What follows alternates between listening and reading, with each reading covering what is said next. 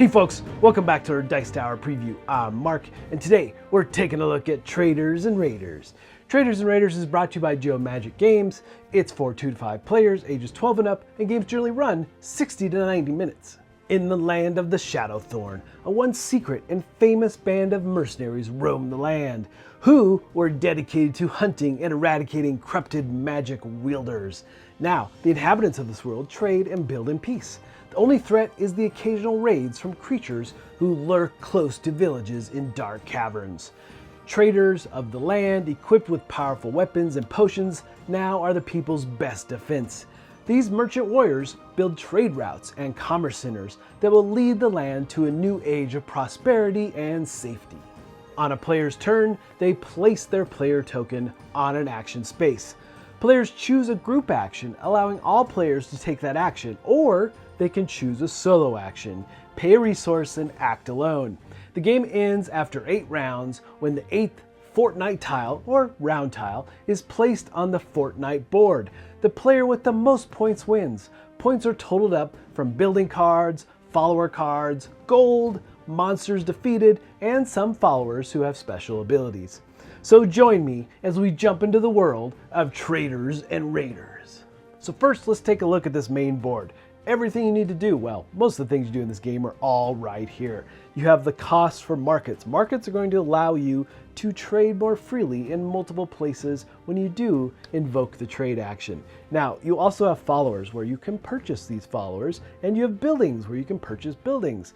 And then you have all the numerous resources in the game. And of course, over here you have the world where you'll be traveling between towns, fighting monsters, and building your marketplaces. And then we have the fortnight board. Now, this is really the timer. The trigger for the game end is when you hit that 10th spot, but you're going to be placing fortnight tokens on this board, and there'll be bonuses associated with them, as well as resources that get put back into the world. Each player has their own character and standee. You'll place the standee in a town in turn order, but your character card will show a lightning bolt on it, and this is basically to represent your combat strength. And you'll get more strength in the game based on different followers, as well as getting some weapons. All kinds of different things will change this up, give you more strength in battle. And there's even a luck dice that you'll be using in battle. Hopefully you are lucky. Each player also has a set of tokens. Some represent your actions and when you build buildings, others are for building markets out into the world. And those markets are going to help you gain even more trade options as you do so. And then you have a starting resource of your choice, any one that you choose, and of course 1 gold. I really like how actions work in this game. You have several options to choose from. You're going to take your token and place it on one of the banner flags. Now, the first go at any of these actions is going to be a group action, move, or whatever it is, and we'll take a look at them briefly. But the thing is that there's also a solo action, but the solo action cannot be invoked until someone has already activated the group. And if you choose to do a solo action, then you have to place a random resource of your choice at the bottom of the banner. And then in that next round, the first player that puts a group token there will gather that resource. So there's some really interesting ways to get resources in this game and trade, as it is Traders and Raiders. So there are several actions to choose from. You'll take your action token, place it on the banner, and perform that action. Now, you have to take at least 3 of these actions before you can invoke the fortnight action, which is really the round in trigger where you'll move over to the fortnight board and draw a new tile. But the others are all fair game until that round ends, and when it does end, then you'll gather tokens and start over. So it's pretty straightforward. The first one being movement. You're going to be doing a ton of movement through this world, moving between towns. You have to follow the road, and in general, you only get to move 1 town to 1 town, 1 space basically. But if you have a horse, you can move further. If you have a dwarven scout, you can move between mountains freely because they have all these passages underground. And if you happen to have a ship, you can move from port to port. So some quick ways to get around the map for sure. And there's even a teleport potion to help you get to different locations much faster. Next, let's take a look at the build action. You're going to be purchasing a building in the building row. You have to pay the cost listed on the card as well as any cost listed above it. Most of these are like either or options, or it might just be gold. However, it's in the last slot. There is no extra charge, as these cards will be rotating through and pushing down every round. But you'll be placing that card in front of you. Now, buildings are going to have resources and things associated with them to help you out.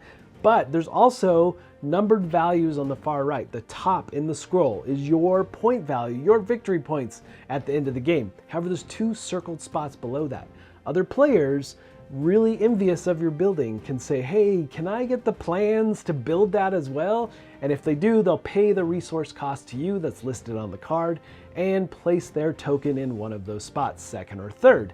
So some really interesting aspects about how buildings work, and I really think they're super powerful in this game, absolutely. Also, you can choose to not grab a card. Instead, you can build a market, and the cost for markets is listed on the top of the board.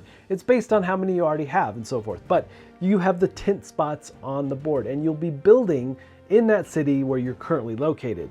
Now, once you have several of these in play, the trade action becomes super powerful because you can basically trading between all these things and getting tons of resources and turning resources into others. So, and the trade action just allows you to basically trade until you're done, which is fantastic. And so a little bit closer look at the trade action. Now, the big thing to know here with trade action is the fact that you have 3 different types of resources. You have common, uncommon, and rare. Now, the rare resources are basically worth the same as gold, if that makes sense, but you're gonna be trading, right? So basically you have rare or gold that you get multiples of uncommon and multiples of common resources. And if you have common resources, you need so many of those to get the uncommon, and back and forth, vice versa, either way. So there's lots of different directions to go as you grab the resources you need for that next round or what you're gonna do in your next turn. The collect action is very straightforward. Whatever city you're standing in, you'll look at the resources listed at the top. You'll choose one and gather those tokens from the main board. The recruit action allows you to get a weapon or a follower. Now, weapons are temporary. You use a resource of your choice, one, and gather a weapon. Now, they're going to aid you in battle, but once you use them, you discard them back to the supply.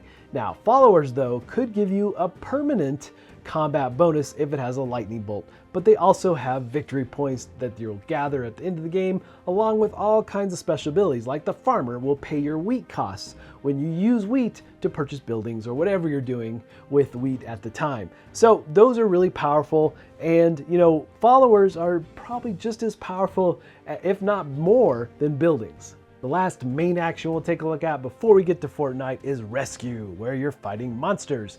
Now, whatever monster is connected to the city you're in, that's where you'll move to. Now, these are all mysteries. You don't know how strong they are, so you want to maybe not jump right in until you have a little more strength, but they will also give you victory points based on their value at the end of the game. So it is worth doing for sure, and you will calculate your lightning bolts. When you go there, you'll flip over the monster, see how powerful it is, and if you beat the score of the monster, you win, you defeat it. However, if you don't, then whatever your combat value is, you can roll your luck dice. And if you match that value, then you also defeat the monster. So it truly is a luck dice. I really like how that works. However, if you lose to the monster, it's not terrible. You're only going to discard one resource. So it's worth trying for sure. But before you flip the monster over, you will be pulling a fortnight tile. And on the back of that tile, there might be a moment where these monsters become enraged and they're gonna get pluses to their strength. So keep that in mind as well as you flip that over and then go after the monster. But you hope you're lucky enough to win. And then if you do win, you're going to get resources as a reward based on the town that you're standing next to.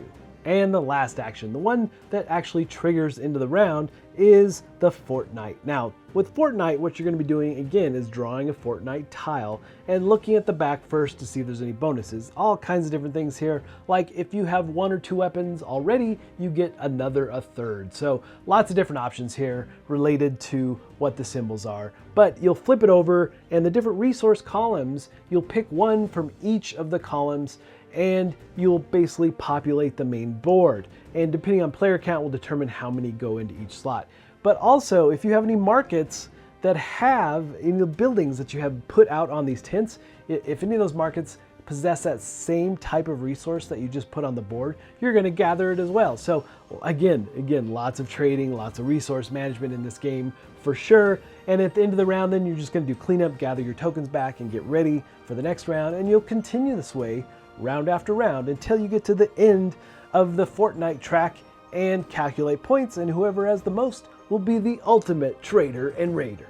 Alright folks, just a reminder once again, this has been a Dice Tower paid preview, and everything you've seen here has been in prototype form, so keep a close eye on the campaign for any changes that still may occur. Now, with that said, you know there's lots going on in this game. You have lots of decisions to be made about either getting buildings or followers, getting weapons, trading, and moving around the map, and of course rescuing the town from villainous monsters, which might be one of my favorite parts because of that push your luck element there. Definitely a fun time to be had, but I like the exchange of resources, how that works, how you can basically level up based on the different markets you have and move resources all over the board to really gather the ones that you need most to purchase the things that you want. But folks, ultimately, if this looks like something of interest to you, I'm sure they'd appreciate your support. So I think that's it for me, and until next time, we'll see you at the table.